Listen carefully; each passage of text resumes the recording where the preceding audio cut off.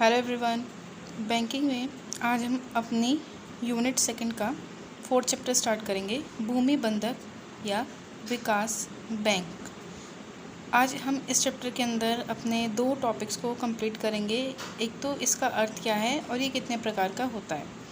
देखिए, पहले भूमि बंधक या विकास बैंक को समझ लेते हैं। एक लाइन में ये होता क्या है, इसको इंग्लिश में लैंड मॉर्गेज और डेवलपमेंट बैंक बोलते हैं। ये एक ऐसी संस्था है जो किसानों की भूमि को लोन के तौर पर रखकर, यानी कि गिरवी रखकर, उनको लंबे समय के लिए लोन प्रोवाइड कराती है। तो ये आपका भूमि बंधक बैंक कहलाता है। ये आप सभी को पता है, भारत क्या है, कृषि प्रधान देश है। यहाँ पर किसानों की संख्या बहुत ज़्यादा है। तो किसानों को अल्पकालीन, मध्यकालीन और दीर्घकालीन ऋण की ज़रूरत पड़ती है।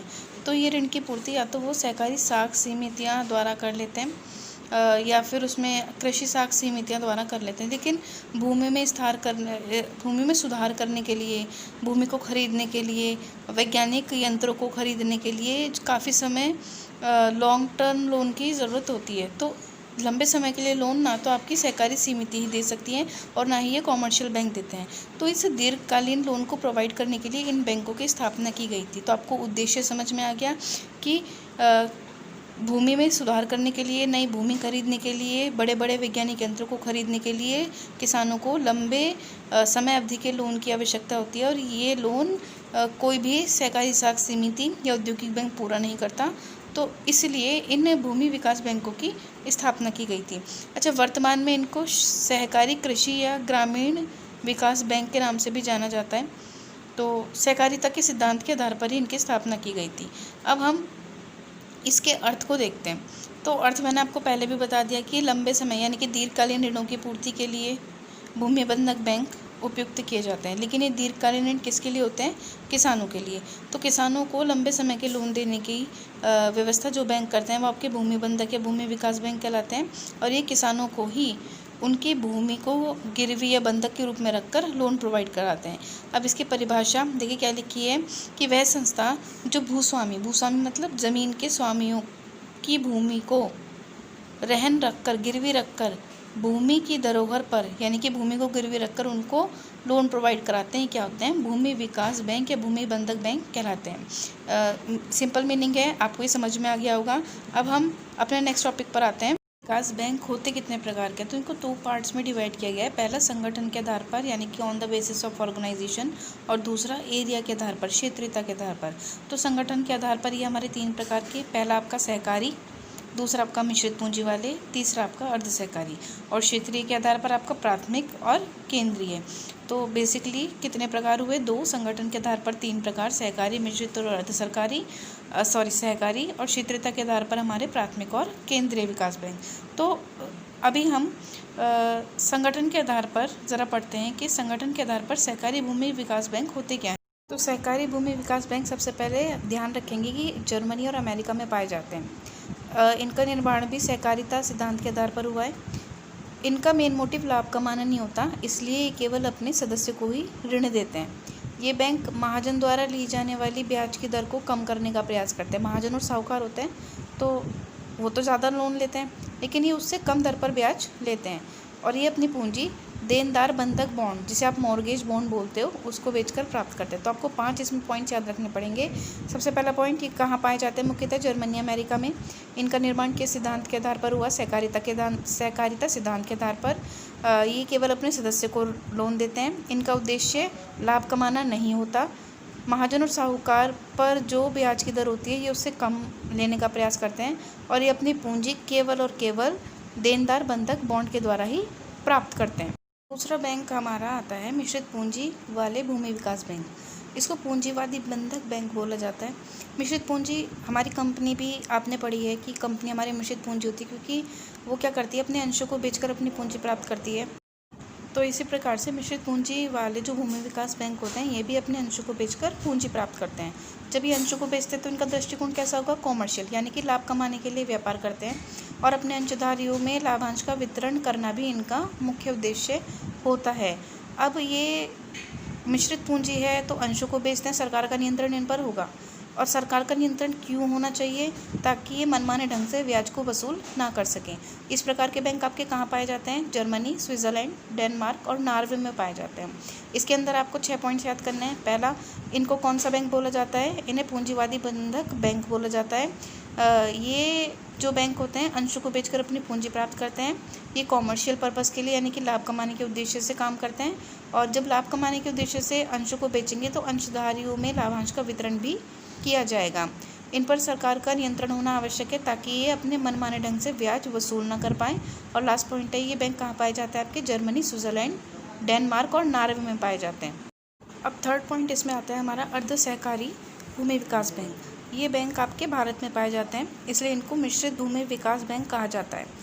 इसमें आपके ऊपर के दोनों बैंकों के सिद्धांत सम्मिलित होते हैं, यानी कि मिश्रित पूंजी वाले भूमि विकास बैंक और आपके सहकारी बैंकों के सिद्धांतों का समन्वय किया जाता है। इनका दायित्व कैसा होता है? परिमित। और इस प्रकार के सदस्य जो होते हैं, इसमें जो सदस्य भाग लेते हैं वो ऋण भी लेते हैं और इनको पूंजी भी प्रदान करते हैं। दोनों तरह के व्यक्ति इसमें सम्मिलित किए जाते हैं, इसलिए ये भारत में पाए जाते हैं। तो आपने 3 तरह के बैंक को पढ़ लिया। पहला आपने सहकारी बैंक पढ़ा, दूसरा आपने मिश्रित पूंजी वाले भूमि विकास बैंक और तीसरा अर्ध सहकारी भूमि विकास बैंक। ये तीनों बैंक किसके अंदर आते हैं? ये संगठन के आधार पर आते हैं। क्षेत्रीयता के आधार पर भी हमारे 2 प्रकार के बैंक होते हैं, जिसमें पहला आपका प्राथमिक भूमि विकास बैंक और दूसरा आपका केंद्रीय भूमि विकास बैंक। ये प्राथमिक भूमि विकास बैंक होता क्या है? देखिए, इन बैंकों का जो प्रत्यक्ष संबंध होता है किसान से होता है और ये उन्हीं को ऋण प्रदान करते हैं। ये आपके जैसे बैंक खंड में, ब्लॉक में, तहसील में, जिला स्तर पर कार्य करते हैं, 3 स्तर पर काम करते हैं। इनके अंश ग्रामीणों द्वारा खरीदे ही जाते हैं, केवल और केवल ग्रामीण ही उनको खरीदते हैं। इसलिए किसानों से इनका कैसा संबंध होता है? प्रत्यक्ष संबंध होता है। वर्तमान में जो इस प्रकार के बैंक हैं उनको किस नाम से पुकारा जाता है? प्राथमिक सहकारी कृषि एवं ग्रामीण विकास बैंक के नाम से जाना जाता है। अब दूसरा बैंक आता है इसमें हमारा केंद्रीय भूमि विकास बैंक। ये सेंट्रल जो आपके हैं ये संघ के रूप में कार्य करते हैं। तो प्रत्येक राज्य में एक भूमि विकास सेंट्रल का एक बैंक ज़रूर होगा। ये अपने राज्य में प्राथमिक भूमि विकास बैंकों की मदद करते हैं और उनका जो काम है उसको देखते हैं, उसको कंट्रोल करते हैं। और ये प्राथमिक बैंकों की तरह ही किसानों को लोन देते हैं। कुछ राज्य में ये बैंक अपनी ब्रांचेस भी खोल लेते हैं। तो वर्तमान समय में जो ये इस तरह के बैंक हैं इनको क्या बोला जाता है? इनको राज्य सहकारी कृषि एवं ग्रामीण विकास बैंक बोला जाता है। अब नेक्स्ट पॉइंट इसमें आता है कि इन बैंकों की स्थापना कब हुई? 1920 में पंजाब के झंग ज़िले में जो पाकिस्तान में है वहाँ पर इनकी स्थापना हुई थी, लेकिन वहाँ पर ये सफल नहीं हो सकी। तो उसके बाद 1925 में और फिर 1929 में 3 भूमि विकास बैंकों की स्थापना की गई थी। फिर 1932 में केंद्रीय बैंक जांच आयोग ने भूमि विकास बैंकों को प्रोग्रेस करने के लिए उन्होंने 5 सुझाव दिए। पहला सुझाव ये था कि इनकी जो स्थापना है वो सहकारिता के आधार पर होनी चाहिए। दूसरा सुझाव ये था कि इन बैंकों द्वारा भूमि खरीदने के लिए और उनमें स्थायी सुधार लाने के लिए, पुराने ऋणों का भुगतान करने के लिए उनको सहकारिता के आधार पर ऋण की सुविधा प्रदान की जानी चाहिए। तीसरा पॉइंट ये है कि अगर ये ऋणों को बंधक रखने के लिए किसी की भूमि रखते हैं तो उस भूमि का मूल्य 50% से ज़्यादा नहीं होना चाहिए। अच्छा, इनके द्वारा जो भी ऋण पत्र इशू किए जाते हैं वो सरकार द्वारा गारंटी उनकी होनी चाहिए। और ऋण की अवधि कितनी होनी चाहिए इनकी? 20 साल तक, यानी कि 20 वर्ष की इनकी ऋण की अवधि होनी चाहिए। तो 5 सुझाव एक बार फिर से देख लेते हैं कि इनकी स्थापना सहकारिता के आधार पर, ये जो भूमि खरीदते हैं, सुधार करते हैं या ऋण का भुगतान करते हैं, तो ऋण का भुगतान करने के लिए इनको ऋण भी प्रदान किया जाना चाहिए। थर्ड पॉइंट है कि जो भी बंधक के रूप में भूमि रखते हैं उसका मूल्य 50% से ज़्यादा नहीं होना चाहिए मार्केट वैल्यू पर।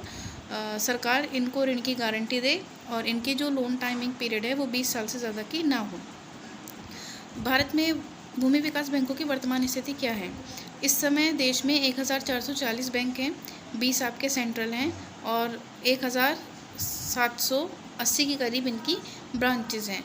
तो जो सेंट्रल भूमि विकास बैंक हैं वो लगभग 2600 करोड़ रुपए के तौर पर उन्होंने ऋण दिया है और 14,000 करोड़ ऋण इनका भी बाकी है।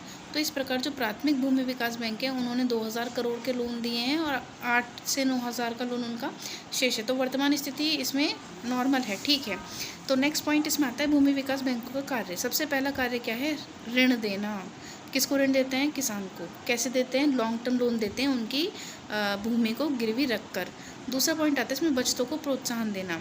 ये बैंक केवल अपने सदस्यों में सहयोग की भावना को जागृत करते हैं और उनको आत्मनिर्भर बनाने के लिए बचत की आदत प्रोत्साहित करते हैं।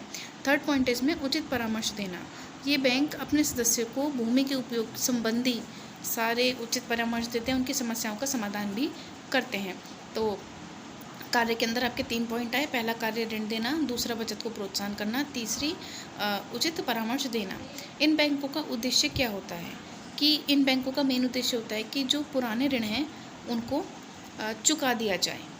इनका दूसरा मेन उद्देश्य है भूमि की चकबंदी करने। चकबंदी का मतलब होता है ना, उसको चारों तरफ से करना और उससे अधिक उपजाऊ बनाने की दृष्टि से उसमें कोई ना कोई सुधार किया जाना चाहिए। थर्ड पॉइंट है इसमें आपका कि जो नई भूमि खरीदनी हो तो उसके लिए ये ऋण को प्रोवाइड करा देते हैं। हमारे इसके 3 उद्देश्य हैं। नेक्स्ट उद्देश्य इसमें आता है कि सिंचाई की व्यवस्था करने के लिए कुआं आदि बनवाना। अब तो नलकूप और ट्यूबवेल लग गई हैं, उसकी सुविधाएं करा देते हैं। जो वैज्ञानिक कृषि यंत्र हैं बड़े से बड़े, उनको प्रोवाइड कराना। दीर्घकाल के लिए ऋण देना, नए नए तरीक़ों को किसानों को अपनवाना और उनकी भूमि को बंधक से छुड़ाना, ये भी इनका उद्देश्य है। नेक्स्ट पॉइंट आता है प्रबंध, कि इनका प्रबंध किस तरह से होता है, यानी कि इसको हैंडल करने वाले व्यक्ति कितने होते हैं। 7 से 9 संचालक होते हैं इसके अंदर, और इन संचालकों में 2 या 3 संचालक राज्य सरकार के और 1 संचालक केंद्रीय भूमि विकास बैंक का नियुक्त किया जाता है। यानी कि 7 से 9 में 2 से 3 तो आपके किसके होंगे, राज्य सरकार का, और 1 होगा आपका केंद्रीय भूमि विकास बैंक का। तो बच्चे कितने, 3 और 1 4, तो 9 में से 4 गए, 5 आपके सामान्य होंगे और शेष संचालक सदस्य ही नियुक्त कर लेंगे। और ध्यान रखना सभी संचालक अवैतनिक होते हैं, किसी को सैलरी प्रोवाइड नहीं की जाती। नेक्स्ट पॉइंट आता है पूंजी। ये अपनी पूंजी किस तरह से प्राप्त करते हैं, जनता से बचत स्वीकार करके, जो हर बैंक करता है, ऋणों का निर्गमन करके, अंशों को बेचकर, किसी व्यक्ति संस्था से ऋण ले लेंगे, जो प्रॉफिट होगा उससे रिजर्व कोष बना लेंगे, जितने इसमें सदस्य आएंगे उनसे प्रवेश शुल्क ले लेंगे। तो ये इनके साधन है पूंजी को प्राप्त करने के लिए। प्राथमिक बैंक की जो पूंजी होती है वो ग्रामीण जनता खरीदती है। केंद्र सरकार की जो पूंजी होती है वो आपकी किसान हुए, सरकार हुए, प्राथमिक सहकारी बैंक ये खरीदी जाती है। तो ये आप ध्यान रखेंगे, मेन चीज़ अंडरलाइन करते चले जाएंगे। और जो ऋण पत्र होते हैं वो केवल और केवल भूमि विकास बैंकों द्वारा ही जारी किए जाते हैं। इन बैंकों को नाबार्ड भी सहायता करता है पैसों के मामले में। तो पूंजी किस प्रकार से प्राप्त करते हैं, जनता से जमा स्वीकार करते हैं, अंश बेचते हैं, ऋण पत्रों का निर्गमन करते हैं, किसी से लोन ले लेते हैं, प्रॉफिट का रिजर्व फंड बना लेते हैं, या जो सदस्य होते हैं उनसे प्रवेश शुल्क ले लेते हैं, सरकार से डोनेशन ले लेते हैं। और जो प्राथमिक बैंकों की अंश पूंजी है वो ग्रामीण जनता खरीदती है। केंद्रीय बैंकों की अंश पूंजी सरकार, किसान, सहकारी समिति इनके द्वारा खरीदी जाती है। और ऋण पत्र केवल और केवल भूमि विकास बैंकों द्वारा ही जारी किए जाते हैं। अब आता है इसमें लोन, 5th पॉइंट, कि जो इनको लोन है वो केवल और केवल सदस्य देते हैं, जबकि केंद्रीय बैंक प्राथमिक बैंकों को लोन प्रोवाइड कराते हैं। प्राथमिक बैंकों को लोन कौन प्रोवाइड कराता है, केंद्रीय बैंक, और प्राथमिक बैंक केवल सदस्य से ही लोन ले सकते हैं। अच्छा, इनका जो लोन है वो प्रोडक्शन यानी कि किसान खेती करने के लिए उपयोग किए जाते हैं, और इसके बदले में वो क्या करते हैं, भूमि, मकान या कोई भी ऐसी अचल संपत्ति जमानत पर ले सकते हैं। ऋण देने से पहले ये आर्थिक स्थिति को देखेंगे, जांच पड़ताल करेंगे, तभी ऋण देंगे। और इसमें भी बताया गया था कि इनकी जो दीर्घकालीन ऋण की अवधि होती है वो कितनी होती है, ज़्यादा से ज़्यादा 20 वर्ष और कम से कम 7 वर्ष। और जो भी भूमि ये बंधक के तौर पर लेते हैं उसका बाज़ार मूल्य 50% ही होना चाहिए, उससे ज़्यादा नहीं होना चाहिए। नेक्स्ट पॉइंट इसमें आता है ब्याज की दर। इनके द्वारा दी जाने वाली ब्याज की दर कितनी होती है, 11 से 13% के बीच में होती है, लेकिन अलग अलग राज्यों में ये अपने अकॉर्डिंग दर को डिसाइड कर लेते हैं। पॉइंट है इसमें ऋण की वसूली। ये ऋण की वसूली कर लेंगे मूलधन और ब्याज दोनों को मिलाकर। और लाभांश का वितरण किस में से करेंगे, अपने सदस्य को लाभ में से निकाली गई एक फंड की राशि में से लाभांश को देंगे। तो आपने आज भूमि बंधक बैंक के क्या पढ़े कि कितने प्रकार के होते हैं, इसका अर्थ, परिभाषा और इनके कार्य, इनका विकास, इनकी वर्तमान स्थिति, इनके उद्देश्य, पूंजी, संस्था, सदस्य, ये सब पॉइंट्स पढ़े। तो इनको आज आप देख लेंगे अच्छे। आज के टॉपिक में कोई भी दिक्कत होती है तो प्लीज़ मुझे इन्फॉर्म कर देंगे, और इसको प्लीज़ आज ही याद कर लेंगे, क्योंकि फिर नेक्स्ट डे ये चैप्टर आपका कंप्लीट हो जाएगा। 2 दिन में चैप्टर आपका पूरा कंप्लीट हो जाएगा। तो इससे रिलेटेड कोई भी प्रॉब्लम है मुझे बता दें।